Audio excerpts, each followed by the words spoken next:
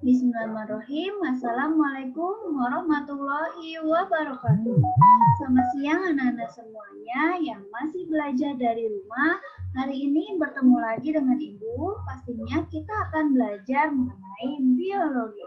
Nah, di sini Ibu sudah siapkan sesuatu ya. Di sini contohnya Ibu siapkan ini. Nah, mungkin kalian sudah mengetahui ya dari alat tadi, kita akan belajar tentang apa sih hari ini. Mari kita simak pembahasan berikut ini.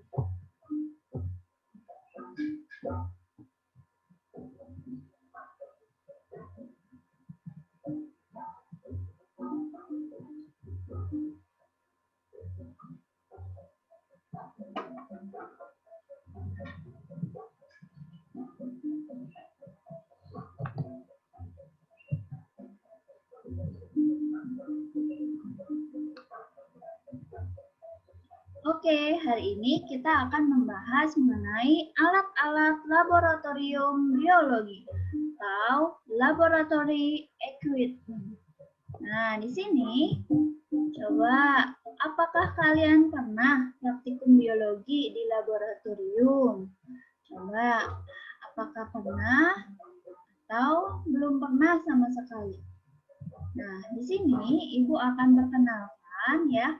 Ini adalah alat-alat yang biasa digunakan di laboratorium biologi. Nah, di sini kalian bisa perhatikan ada banyak ya. Coba yang kalian sudah pernah gunakan kira-kira alat yang mana? Mikroskop atau petri dish atau graduated cylinder atau gelas ukur ya atau gelas beker. Coba kira-kira yang mana alatnya yang kalian pernah gunakan? Nah, oke. Yang pertama kita akan bahas dulu ya mengenai mikroskop di sini. Nah, di sini mikroskop pasti kalian sudah tahu ya atau sudah pernah ya menggunakannya. Nah, di sini untuk apa sih ada mikroskop ya? Nah, untuk mengamati mikroorganisme ya atau objek-objek yang berukuran mikroskopis yang tidak bisa kita amati secara langsung menggunakan mata ya. Misalnya bakteri ya itu ukurannya mikroskopis. Jadi harus dibantu dengan mikroskop. Kemudian jaringan tumbuhan, jaringan hewan ya kita bisa mengamatinya, bisa mengetahuinya bagian-bagian secara detail dari jaringan tersebut, itu bisa menggunakan mikroskop. Nah, di sini Ibu tampilkan ya gambar mikroskop. Ini mikroskop monokuler ya, atau hanya satu ya di sini, lensa okulernya. Nah, ini masih menggunakan cahaya ya, bantuan cahaya matahari. Ada juga mikroskop yang binokuler. Jadi lensa okulernya itu dua ya. Kemudian ada yang menggunakan listrik ya. Nah, tapi kalau ini masih menggunakan cahaya matahari. Nah, di sini bagian-bagian dari mikroskop ya. Ini ada lensa okuler. Jadi mata kita ya, ketika mengamati menggunakan mikroskop ini matanya itu menempelnya itu di bagian lensa okuler. Jadi kita mengamatinya itu dari lensa okuler. Kemudian dari lensa okuler ini ya ada bagian tabung di sini. Kemudian ada revolver. Nah, revolver ini untuk memutar lensa objektifnya. Misalkan kita mau menggunakan lensa objektif yang perbesaran 400 misalnya. Jadi kita harus putar ya menggunakan revolver ini. Nah, di sini ada lensa objektifnya. Biasanya itu ukurannya ada ukuran ini ya, ada ukuran perbesaran 10 ya, kemudian 400 dan perbesaran 1000. Nah, di sini ada meja kerja. Nah, meja kerjanya ini untuk apa? Pastinya untuk meletakkan objeknya, objek yang akan diamati ya. Nah, objek yang akan diamati itu biasanya ditaruh di ini ya, objek glass. Jadi ada kaca ya, kaca namanya objek glass. Di situ nanti untuk menaruh objek yang akan diamatinya. Kemudian untuk menutup objek yang diamatinya itu menggunakan cover glass namanya ya. Nah, di sini kemudian ada kondensor ya, kemudian ada diafragma, kemudian ada reflektor. Nah, reflektor ini yang akan menangkap cahaya ya, yang akan menangkap cahaya dan memantulkannya itu sampai ke sini ya. Di sini nanti membantu untuk pengamatan ketika kita melihat dari lensa okuler ya. Nah, di sini kalau lensa objektif itu harus pas ya, jadi peletakannya itu harus pas. Tidak boleh peletakannya itu tidak pas ya di antara lensa okuler dan objektifnya itu, maka tidak akan teramati apa-apa ya. Nah, kemudian di sini ada bagian kakinya ya. Kemudian di sini ada bagian lengan untuk memegang ya. Nah, kemudian ada mikrometer, kemudian ada bagian makrometer ya. Nah, di sini biasanya bagian ini untuk menaikkan ya atau menurunkan dari tabungnya ini ya. Jadi bisa didekatkan, bisa dijauhkan ya, biasanya untuk memfokuskan ya agar objeknya itu fokus ya teramatinya.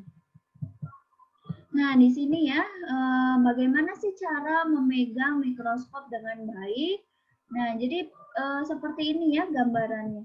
Jadi tangan kalian ya, tangan kanan itu memegang bagian lengan ya, memegang bagian lengannya. Nah, lengan mikroskopnya pegang erat-erat, kemudian tangan kirinya ini memegang bagian kaki. Jadi seperti ini di bawahnya ya, tidak boleh sembarangnya, tidak boleh miring ya, harus tegak. Nah, tidak boleh dibeginikan ya, tapi harus dengan dua tangan. Jadi harus hati-hati ya untuk memegang mikroskop ini. Nah, kemudian alat berikutnya yaitu tabung reaksi atau test tube ya. Fungsinya untuk apa sih? Untuk menampung ya atau mencampur dan memanaskan bahan-bahan kimia cair atau padat ya, utamanya untuk uji kualitatif. Jadi seperti ini ya tabung reaksi itu. Nah, kemudian di sini ada cairan ya atau larutan. Di sini fungsinya untuk mencampur, menampung, memanaskan ya. Nah, di sini Ibu punya ya tabung reaksi itu seperti ini. Nah, ini tabung reaksi ya. Nanti Ibu contohkan bagaimana penggunaannya ya. Nah, kemudian di sini ada penjepit tabung reaksi ya. Jadi fungsinya pastinya untuk menjepit ya, menjepit tabung reaksi, memindahkan dan memudahkan ya untuk memanaskan tabung reaksi. Nah, penjepit tabung reaksi itu seperti ini ya.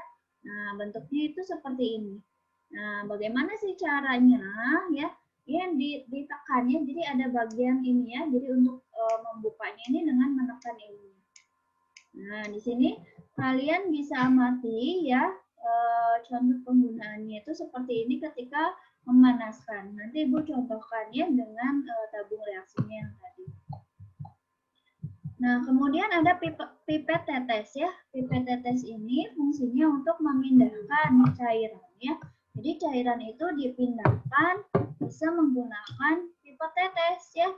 Nah, misalkan cairannya itu hanya dibutuhkan 1 tetes atau 1 mili ya. Jadi ada pipet yang tidak ada ukurannya, ada juga pipet yang ada ukuran volumenya. Nah, di sini yang Ibu pegang ini adalah pipet yang tidak punya ukuran volumenya ya. Nah, di sini selanjutnya ada cawan Petri atau Petri dish. Nah, ini kaca ya, biasanya ini terbuat dari kaca, fungsinya sebagai wadah ya untuk perkembangbiakan sel atau bakteri atau virus ya. Nah, biasanya media untuk perkembangbiakannya itu dari agar-agar ya, dari agar-agar yang sudah dicampur dengan nutrisi ya seperti itu. Nah, nanti di sini kalian bisa lihat bisa terlihat ya ada perkembangbiakan dari bakteri ya atau jamur yang mikroskopis di sini juga bisa ya, atau sel ya. Kalian bisa lihat nanti akan muncul seperti ini. Nah, ini berikutnya adalah gelas ukur ya, atau graduated cylinder ya, graduated cylinder. Fungsinya untuk apa ya? Untuk mengukur volume larutan. Nah, di sini ya. Jadi gelas ukur ini punya ukurannya mulai dari yang kecil sekali ya. Ini ada yang 2 mili, ada yang 10 mili, ada yang 25 mili ya, ada yang 100, ada yang 500, bahkan ada yang 1000 mili ya. Nah, itu ya. Jadi untuk mengukur volume larutan. Nah, kemudian ada gelas beker. Sama ya, untuk gelas beker juga untuk mengukur dan menyimpan cairan ya. Tapi di sini ukurannya tidak seperti gelas ukur yang tadi ya. Bisa mulai dari 1 mili ya, atau 0,5 mili. Tapi di sini biasanya mulai dari 10 mili ya di sini. Nah, ada juga yang mulai dari 1 mili ya, atau 5 mili. Tapi di sini ukurannya tidak seperti gelas ukur yang tadi ya. Nah, di sini selanjutnya ada labu Erlenmeyer ya. Labu Erlenmeyer ini fungsinya untuk mencampur, mengukur, dan menyimpan cairannya. Jadi ini nanti kalau kalian ingin mencampur dua jenis larutan yang berbeda, maka bisa menggunakan labu Erlenmeyer ya, dengan biasanya diaduk ya, sedikit diaduk. Nah, itu bisa di sini. Nah, ini juga bisa digunakan untuk mengukur karena ada ini ya, ada volume untuk ukurannya di sini. Nah, kemudian ini ada mortar dan alu ya. Nah, di sini ada mortar dan alu. Jadi fungsinya untuk apa? Untuk menghaluskan, menumbuk ya, menumbuk, menghaluskan bahan-bahan yang padat atau yang kristal ya. Jadi dihaluskan, itu dihancurkan dengan menggunakan mortar dan alu. Jadi alat penumbuknya ini namanya alu ya, kemudian wadahnya ini namanya mortar. Seperti itu. Nah, kemudian di sini ada plat tetes. Nah, ada plat tetes atau drip plate ya, fungsinya untuk mereaksikan larutan ya, menguji keasaman larutan, menguji suatu larutan atau bahan yang ditetesi dengan larutan. Jadi misalnya contohnya uji bahan, uji zat pada bahan makanan ya. Nanti kalian taruh di sini misalnya nasi ataupun telur ya, ataupun ikan, kemudian ditetesi lugol misalnya untuk mengetahui ada atau tidaknya kandungan glukosa ya. Nah, di sini kalian ditetesi, nanti lihat apa perubahannya. Nah, dilihat ya perubahannya itu ada perubahan warna atau tidak ya. Nah, ini wadahnya itu menggunakan plat tetes. Nah, kemudian berikutnya ada pembakar spiritus. Nah, ini ya Ibu tunjukkan. Ini bentuk aslinya pembakar spiritus ya. Nah, kenapa dinamakan pembakar spiritus? Nah, ini fungsinya untuk memanaskan cairan ya. Tapi di sini menggunakan spiritus ya sebagai bahan bakarnya. Ini dihubungkan dengan sumbu ya. Nanti ini nanti apinya itu di sini ya. Nah, nanti dipanaskanlah dari sini. Ini ada tutupnya ya. Ada tutupnya, nanti kalau kalian sudah ya memanaskannya, ini mematikannya dengan ditutup seperti ini. Nah, kemudian ada batang pengaduk ya. Di sini fungsinya untuk mengaduk pelarut dan zat terlarut hingga bercampur menjadi larutan. Jadi diaduk ya menggunakan batang pengaduk. Ini terbuatnya dari kaca ya, dari kaca. Nah, kemudian ini ada spatula. Jadi spatula itu sendok ya. Nah, kalian pasti tahu ya sendok itu untuk apa? Bisa untuk mengambil bahan. Nah, kenapa sih mengambil bahannya tidak langsung saja pakai tangan ya?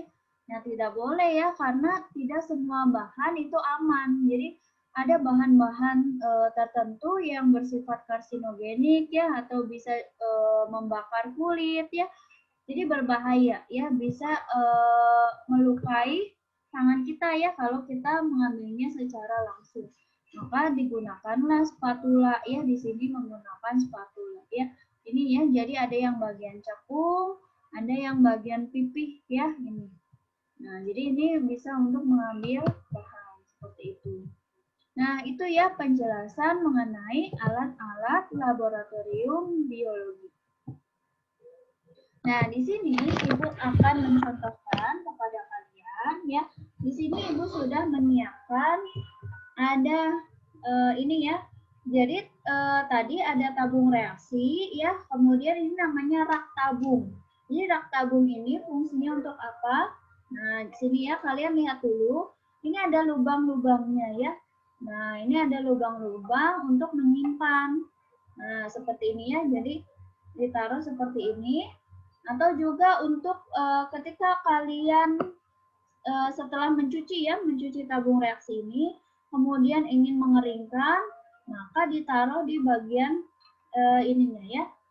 Nah, ini ya bisa dibalik seperti ini untuk mengeringkan tabung reaksinya. Jadi rak tabung reaksi ini untuk menyimpan tabung reaksi ya. Nah, di sini.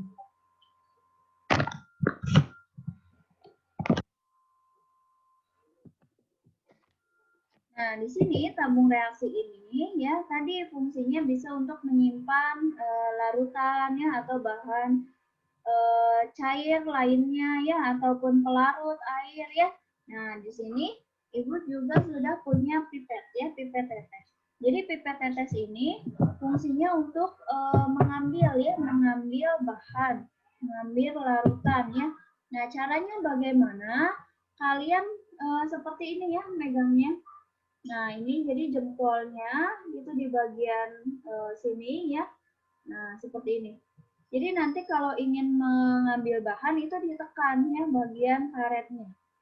Nah, jadi agar larutannya ini bisa masuk ya, terserap. Nah, di sini Ibu akan mengambil larutan ini, larutan sirup ya yang Ibu contohkan. Nah, kita ambil dulu ya, caranya ditekan ya bagian ininya. Ditekan, kemudian diambil. Nah, akan terambil seperti ini. Ketika sudah terambil, maka kalian ambil ya tabung reaksinya. Kemudian di sini ditaruh ya. Bisa seperti ini. Nah, ya seperti itu. Nah, ini nanti akan terwadahi ya seperti ini larutannya. Nah, kita ambil lagi. Kemudian kita wadahi lagi ya di sini.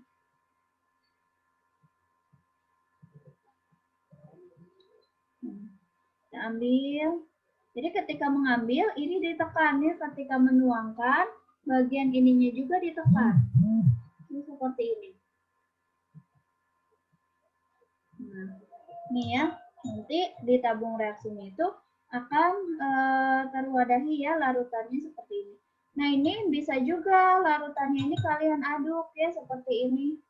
Untuk supaya misalkan ada dua bahan itu bisa tercampur ya. Nah, kalau sudah seperti ini, kalian bisa simpan di tabung reaksinya, di rak tabungnya ya. Nah, seperti ini. Nanti ini bisa menyimpan ada 12 lubang ya, jadi bisa menyimpan 12 tabung reaksi. Nah, bagaimana ketika mengukur ya, mengukur di gelas ukur.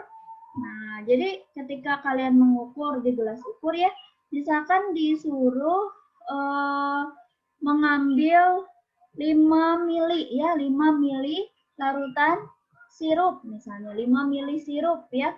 Nah, yang kalian harus lakukan itu misalnya kalian sudah punya nih di tabung reaksinya. Kalian bisa langsung menuangkannya seperti ini. Ya, bisa langsung menuangkannya seperti ini. Atau juga misalnya belum ada nih di tabung reaksinya. Jadi kalian bisa menggunakan pipet tetes yang tadi ya. Nah, jadi bisa menggunakan pipet tetes itu ditaruh seperti ini. Ya, ditaruh seperti ini. sampai volume yang diinginkan. Nah, ini ya.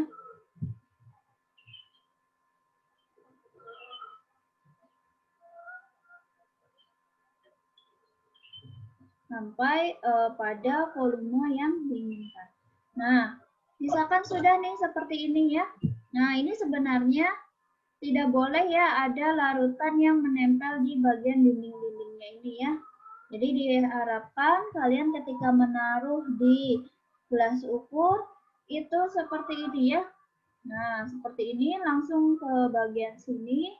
Jadi tidak boleh ada larutan yang menempel seperti ini. Ini contoh yang tidak baik ya. Jadi ini masih tersisa ya, larutannya ini masih menempel di pinggir-pinggir dindingnya.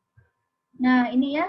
Jadi misalnya kalian ingin mengambil larutannya ini sebanyak 5 mili ya tadi. Nah, tapi di sini kalian lihat ini lebih dari 5 mili ya. Lebih dari 5 mili. Nah, caranya bagaimana? Kalau lebih, itu bisa kalian ambil lagi dengan pipet ya. Bisa diambil. Nah, bisa diambil seperti ini.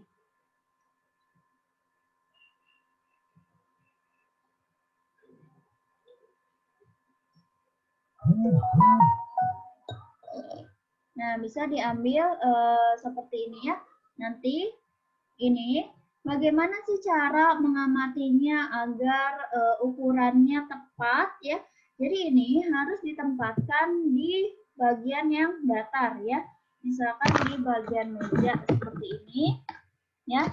Nah, kalian mengamatinya ini harus sejajar ya dengan mata kita. Jadi seperti ini ya. Mengamatinya ini ditaruh di tempat datar ya, misalkan ditaruh di sini. Nah, ini mengamatinya harus di tempat yang datar dan sejajar dengan mata ya, sejajar dengan mata. Nah, jadi seperti ini. Ketika ada cekungannya ini ya, cekungan larutannya ini menempel tepat di garis yang 5 cm, maka itu sudah dikatakan pas ya. Tapi kalau cekungannya ini belum menempel di ukuran yang kita inginkan, itu berarti masih kurang atau juga kelebihan. Ya kita harus melihatnya dengan ditaruh di tempat yang datar dan diamati dengan mata yang letaknya itu sejajar ya, sejajar dengan ini ya, sejajar dengan tabung reaksinya. Seperti itu. Nah, tadi bagaimana sih caranya di sini ya untuk membakar, memanaskan ya larutan. Nah, di sini Ibu sudah punya ini ya pembakar spiritusnya. Kita buka ya. Nah, ini tidak ada isi spiritusnya ya, ini hanya simulasi saja. Jadi dibuka ya. Kemudian kita ambil ya di sini. Ini tabung reaksinya, kemudian kita ambil penjepit, ini ya, untuk membukanya ditekan, seperti ini. Ditekan, kemudian kita ambil ya di sini. Kita ambil seperti ini ya, harus pas ya sini, di tengah ya. Harus pas, diambil seperti ini. Nah, ini ya contohnya. Nah, ini letaknya ya, letaknya ini untuk menjepitnya tidak boleh di sini ya, tidak boleh pas di mulut tabungnya. Kenapa? Karena ketika kita menggoyangkan tabungnya, kemungkinan tabungnya ini akan merosot ke bawah. Jadi kita harus menjepitnya ini agak ke bagian sini ya, ke bagian tengahnya. Nah, ini ya. Jadi ketika seperti ini, kemungkinan untuk jatuh ya tabungnya itu kecil ya, jadi ini kuat. Nah, ketika sudah seperti ini ya, kalian bisa lihat seperti ini. Nah, kemudian kalian panaskan. Cara memanaskannya bagaimana? Tangan kalian posisinya seperti ini ya. Kemudian ini dilewatkan seperti ini ya. Tidak boleh gini ditempel, tidak boleh ya. Tidak boleh di